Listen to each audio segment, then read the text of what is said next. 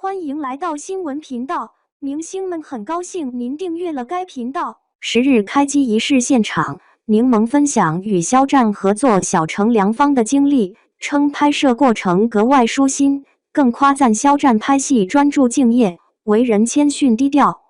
4月10日，青岛10日中烟的开机仪式现场，柠檬影业的2位老板站在台上，面对所有主创和媒体，语气里带着毫不掩饰的赞赏。他们说，导演许宏宇第一次在上海见到肖战，聊了旗下这个角色，当场就笃定了，非他莫属。从2023年拿下这个 IP， 到2024年导演加盟，再到2025年敲定肖战，整个过程里，肖战始终是旗下的唯一人选。更关键的是后面那句话，老板陈飞接着说，我们刚合作完小城良方，那是一次非常愉快的创作体验。我相信你在剧组的认真、投入、谦逊会感染到剧组的每一个人。你是一个眼里有光的好演员。双引号。不知道大家有没有发现一个现象，这几年但凡和肖战合作过的剧组，从导演、主演到普通工作人员，几乎都会用类似的词语来形容他：认真、专注、谦逊、眼里有光，这些词出现的频率高到让人无法忽视。一次两次或许是客套，但当这种评价成为一种普遍共识，甚至成为业内的一种口碑联盟时，我们就不得不思考，这背后到底反映了什么？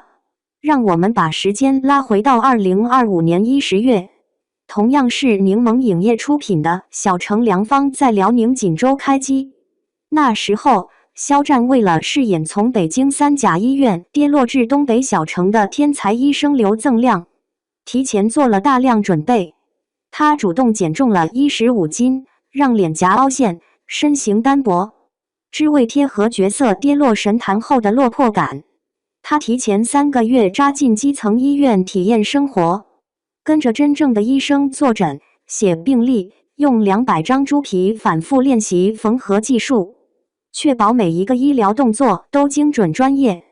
在零下29摄氏度的锦州实景拍摄中，他裹着袖口已经磨毛的旧羽绒服，蹲在医院台阶上扒拉凉透的盒饭。即兴蹦出的东北方言不仅自带喜感，更藏着角色内心的隐忍。小城良方的总制片人在开机仪式上提到，肖战和团队在飞机上一口气看完剧本，又哭又笑，于是他欣然赴约。肖战自己在发言中说，他是在1年多前接触到这个剧本，作为一名演员看到这样扎实的剧本感到非常欣喜，故事和故事里的每个人物都深深地触动着他，他将这些感触好好地储藏起来，准备放到戏里。这种对剧本的珍视和对角色的敬畏，或许正是出品方愿意与他反复合作的基础。从小城良方到10日中烟，柠檬影业用唯一人选和非常愉快的创作体验，为肖战的职业态度做了最有力的背书。但这仅仅是开始。如果我们把视线放宽，看看其他与肖战合作过的导演和演员，会发现这种赞誉几乎成了一种行业通稿。只不过，这份通稿不是公关团队写的，而是来自合作者们的真实感受。导演郑晓龙，这位以严谨著称，曾表示从不使用流量演员的国剧导演，为了肖战改变了原则。在拍摄《藏海传》时，郑晓龙坦言请肖战来是一个非常正确的选择。他关注的不只是肖战带来的关注度，更是他能否塑造好藏海这个复杂的人物。结果让他满意。郑晓龙多次在采访中称赞肖战演技有显著提高，展现了完全不一样的表演层次。他特别提到，肖战在拍摄期间非常努力，古装剧台词本身带有古意，怎么把他说的生活化，让人相信，这一点肖战做得很好。郑晓龙还强调，他没有把肖战当作一个偶像来拍，一天到晚研究怎么把他的相貌拍好看。他说，肖战就是在塑造一个人物，他们拍的是这个人物带给肖战的感受，镜头比例、用墨多少都根据剧情需要，和其他角色一样。单纯的消费演员外貌，对演技也是一种浪费。这种评价从一个对作品要求极高的导演口中说出，分量可想而知。在《藏海传》剧组，饰演师傅高明的实力派演员梁超，用非常美妙的经历来形容与肖战的合作。他直言这位年轻演员已具备艺术家的所有品质。梁超观察到剧中大量专业术语台词，比如堪舆，肖战不仅精准背诵，还反复斟酌断句与发音。即便导演临时修改台词，他也毫无怨言，始终左手执剧本，右手持笔标注，展现出极强的专业适应力。梁超特别提到，肖战虽身处顶流之位，却始终保持开放心态，乐于听取团队建议。这种放下咖位的谦逊，在娱乐圈尤为难得。饰演平津侯庄卢隐的黄觉，在合作前对肖战存在刻板印象，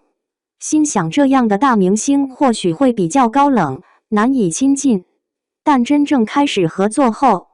他发现肖战与自己想象中的大相径庭。肖战在片场积极主动地与他交流沟通，虚心请教表演上的问题，对角色的钻研和对表演的热情都毫无保留地展现出来。剧组聚餐时，肖战甚至能流畅背出此前参演话剧《如梦之梦》的整段台词，时隔许久仍记忆精准，这让黄觉深感惊讶。演员鲁诺在梦中的那片海里与肖战有过合作。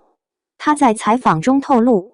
在外人看来，肖战是所谓的大明星，也是多少少女的梦，但其实在肖战自己看来，压根没觉得是大明星，就是一位认真拍戏的演员。鲁诺说，肖战拍戏极其谦逊，在片场一直喊自己诺哥，戏外仍然是经常联系的好朋友。他强调，肖战没有偶像包袱，也没有因为所谓的顶流巨星就摆出一副高高在上的姿态。短剧女王徐艺珍在接受采访时表示，肖战是一个非常平易近人的人，他从他身上学到了很多。他特别提到，肖战不仅非常谦虚，而且始终保持低调。令人感到惊讶的是，像他这样位高权重的演员，竟然依然能够如此谦逊。徐艺珍还强调，肖战与现场工作人员相处得非常好，完全没有架子。在《藏海传》中饰演曹公公的邢民山提到，有一场戏肖战不应该来那么早，但他已经在他那个位置上了。肖战说，我向老师们来学习一下表演。邢民山感慨，像这样的年轻人，以后发展一定会非常非常好。饰演女王的于南则说，和肖战对戏时，演着演着就好像没有在演，他会被他带动，突然忘掉了那是在拍戏，他相信了那个时刻。他认为作为演员来说，这是挺厉害的。沙宝亮在《藏海传》中与肖战有对手戏，他印象最深的是老李那段戏。肖战有大段的台词，两人对视的时候，沙宝亮能看到一点一点从他眼睛里冒出来的眼泪，就是根据台词的节奏出来。他觉得肖战是一个非常敬业，对自己要求非常高的演员。这些评价来自不同的剧组、不同的合作者，时间跨度也有好几年，但核心词汇惊人的一致：认真、勤奋、讨论、背诵、自律、早到、谦逊、谦卑。装一时可以，几年下来，始终一贯如一，这就不是表演，而是品行，是自我修养了。如果我们再往细节里看，会发现更多具体的例证。在《藏海传》拍摄期间，肖战首次挑战同期声拍摄，这一过程对演员的台词把控、语调运用及情感表达提出了极高要求。面对剧中拗口的文言文台词，肖战通过反复练习，扎实准备来增强表演水平。在关键段龙时段落的拍摄中，他以充分的准备和不断的练习，成功应对了复杂的台词，最终呈现出流畅且富有感染力的表演。导演郑晓龙在研讨会上提到，肖战的台词表现有突破，戏很好，其专业态度为同期生拍摄树立了标杆。肖战自己坦言，同期生为演出带来了不小的挑战，但他并未选择临场发挥，而是通过反复练习来确保质量。这种对专业的敬畏体现在每一个细节里。在小城良方的拍摄中，有一场戏需要肖战饰演的刘增亮冲进姜妍饰演的殡葬店，在醉酒失控中，两人紧紧相拥。路透视频显示，戏里的肖战压抑着极致的崩溃感，戏外的他却能和姜妍轻松地像对老友，一个在闹，一个在笑。这种戏里沉重，戏外松弛的反差，不仅展现了演员的专业素养，也反映出剧组氛围的融洽。肖战在片场的一些小细节也被工作人员记录下来，有场记偷拍到他弯腰捡道具的背影，配文是“顶流弯下的腰，比站直时更耀眼”。《射雕英雄传》侠之大者杀青时，他自掏腰包给每位化妆师塞了6600元红包和腊梅礼盒，合影时悄悄把 C 位让给书画阿姨。这些看似微小的举动，积累起来就是人口相传的好口碑。在梦中的那片海中饰演姐姐一角的演员张凌新提到，和肖战的合作让他对他有了更深的认识。他称肖战是一个非常优秀的演员，除了戏剧才华，肖战在敬业态度和为人处事上的低调也让他感到钦佩。张凌新更表示，现在已经是铁杆肖战粉丝了。导演王可然在采访中骄傲地推荐肖战，他说，肖战有着多层次的创作过程，第一次读剧本，第二天就能上台演出，声色中却充满了精准的感知力。许晴也回忆到，在排练的第一天，肖战就把所有台词背得非常熟练。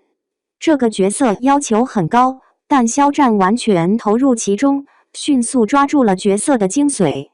许晴还表示，肖战在排练期间毫不松懈，10几天的排练中甚至没有请一天假。导演蒋家俊对肖战的敬业精神赞赏有加，称他为一个非常钻研角色的演员。作词人刘水季也夸赞肖战精益求精，无论是录音还是拍摄，每个细节他都做到最好。导演宋小飞则提到，肖战在拍摄现场抓住每一分空闲时间，利用现场的道具做俯卧撑、引体向上，努力塑造出导演要求的圣阳体型。这些来自不同领域合作者的评价，拼凑出一个立体而真实的肖战。他不是活在通稿里的完美偶像，而是在每一个剧组、每一场戏里，用具体行动赢得尊重的演员。他的谦逊不是人设，而是根植于16年扎实传统教育和良好家教的深厚底蕴。在《藏海传》中，有一场掀棺材盖的戏，郑晓龙导演后来感叹，他脸上肌肉抽搐的绝望感，早让人忘了五官多精致，全是戏。这种完全沉浸在角色中的状态，不是靠技巧就能达到的。他需要演员全身心的投入和对角色的绝对信任。徐克在《射雕英雄传》侠之大者杀青宴上盯着肖战的眼睛说，你眼里有郭靖的侠气。为了这份认可，肖战提前3个月集训骑马，每天绑20斤沙袋练功，腿上淤青叠着淤青，却只笑笑说应该的。这种对自己够狠、对角色负责的态度，正是业内前辈愿意给他机会的原因。在《王牌部队》拍摄期间，肖战摔断肋骨，硬是完成爆破戏才就医。《藏海传》寒冬跳污水导致高烧，他裹着羽绒服盯监视器改眼神。业内有人摇头笑说，他对自己够狠，对别人却温柔入骨。这种反差或许能解释为什么合作过的人都对他赞不绝口。陈妍希聊过《藏海传》中一场灭门戏的幕后，拍完他哭到虚脱，肖战默默递来热毛巾，自己指尖还在抖，却先问他：“姐，疼不疼？”彭昱畅在《得闲锦志》里和肖战有雨夜悲人的戏，连拍12条，肖战喘气声像拉风箱了，还坚持再来，能更真。私下里彭昱畅却记得肖战爱喝什么，探班时扛来孙燕姿联名奶茶，杯底塞满偶像小卡。这些细节，这些瞬间，构成了肖战在业内的口碑。它不是一次性的营销，而是经年累月的积累。从《陈情令》到《余生请多指教》，从梦中的那片海到《藏海传》，从《射雕英雄传》侠之大者到小城良方，再到现在的十日终焉，每一部作品背后都有合作者真诚的肯定。在当下影视行业，流量与实力常常被对立起来，但肖战的存在似乎在证明这两者可以并存。他用顶流的影响力带动作品关注度，再用专业的演技和敬业的态度赢得业内尊重。郑晓龙导演说，艺术创作者的首要任务是讲好故事和人物。肖战的粉丝已经非常多了，粉丝也是希望肖战能在表演上有更突出的表现。演员把人物塑造好，对手也同样整齐、强大，整个戏好看了，演员才会真正受益。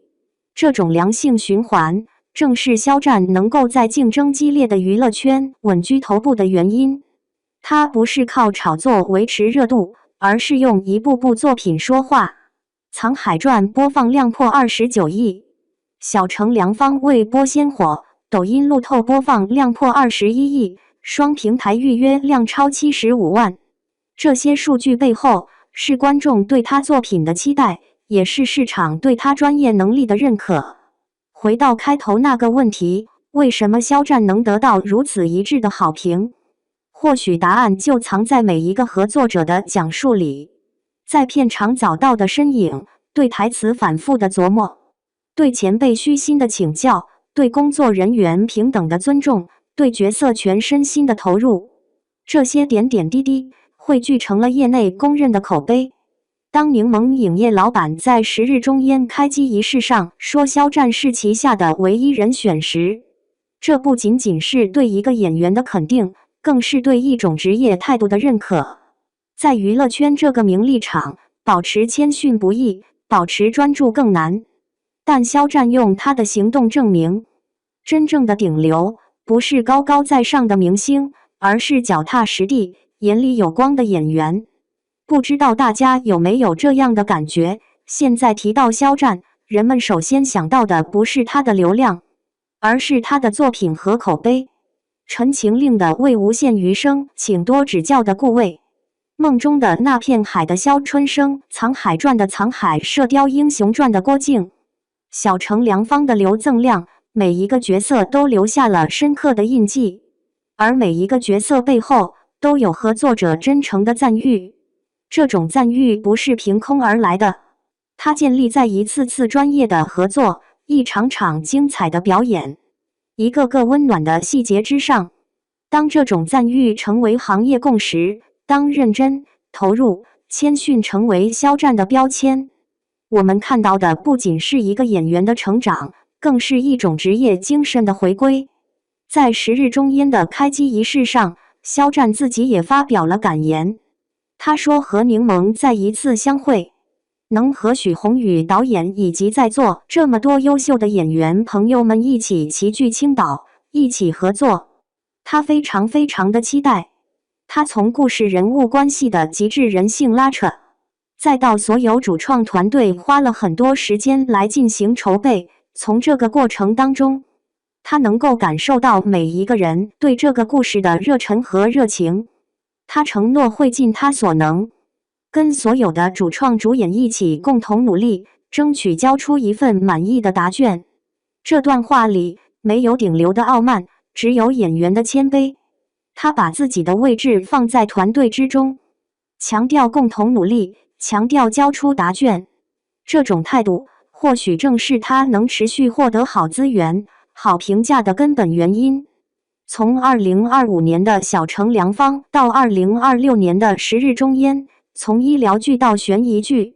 从现实主义到人性探索，肖战的戏路在不断拓宽，但他的职业态度始终如一：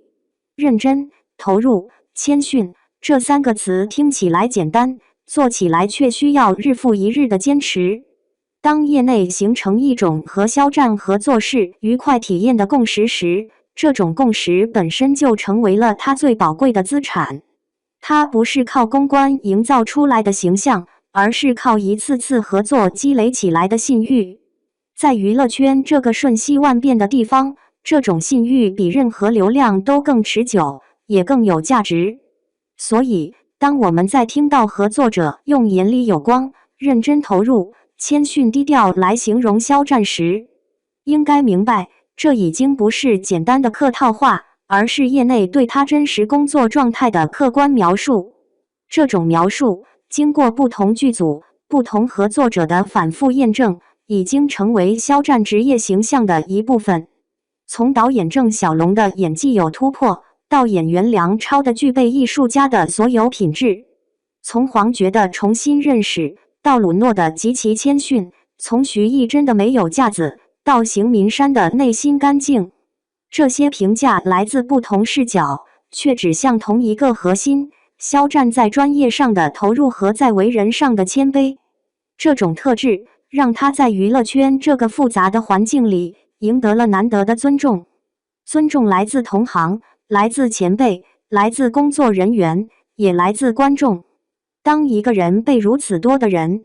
用如此一致的词语描述时，我们或许应该相信，这就是他最真实的样子。在小城良方的拍摄中，肖战需要演绎一个从天才外科医生跌落至基层医生的角色。他减重18斤，脸颊凹陷，身形单薄，将角色的落魄感刻入骨子里。他提前3个月潜入县医院实习，跟着基层医生坐诊记录。在零下29摄氏度的锦州，他裹着袖口没毛的旧羽绒服，蹲在医院台阶上扒拉凉菜饭盒。这些付出不是为了炒作，而是为了角色。在《藏海传》里，他首次挑战同期声，面对拗口的文言文台词，他选择反复练习而不是临场发挥。在关键戏份中，他的表演让对手演员于南感叹演着演着就好像没有在演。这种沉浸式的表演需要极大的专注和热忱。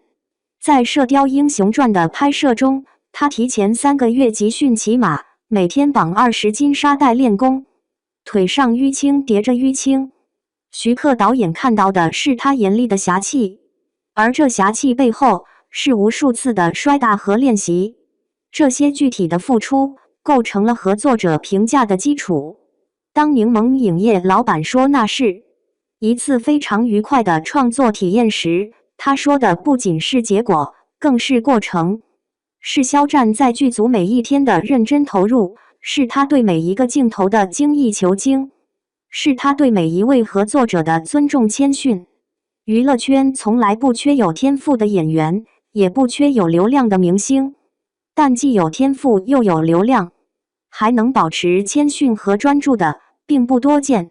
肖战用他的行动证明，流量不是原罪，关键是如何使用这份影响力。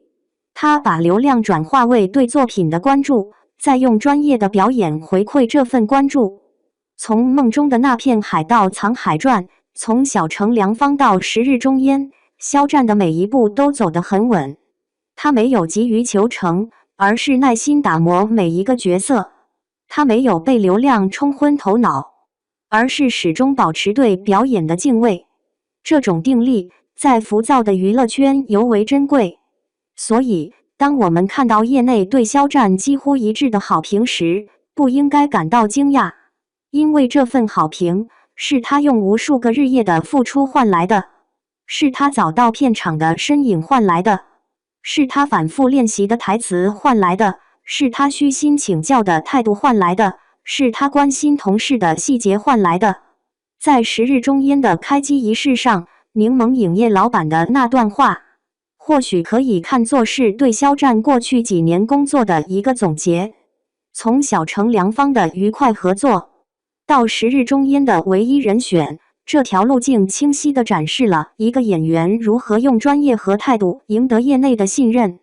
这种信任不是一朝一夕建立的，它需要时间的沉淀，需要作品的积累，需要口碑的传播。当郑晓龙、黄觉、梁超、鲁诺、徐艺珍、邢民山、于南、沙宝亮这些来自不同剧组、不同背景的合作者都用类似的词语描述肖战时，这种描述就具有了客观性和真实性。在娱乐圈，人设可以打造，形象可以包装，但业内口碑很难造假，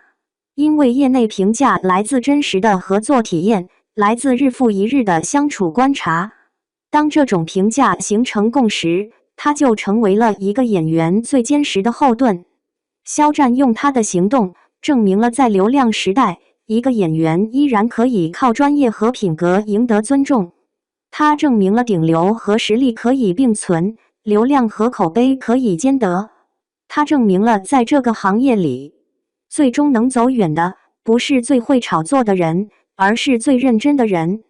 从2025年到2026年，从小城良方到10日中烟，肖战的职业轨迹清晰而坚定。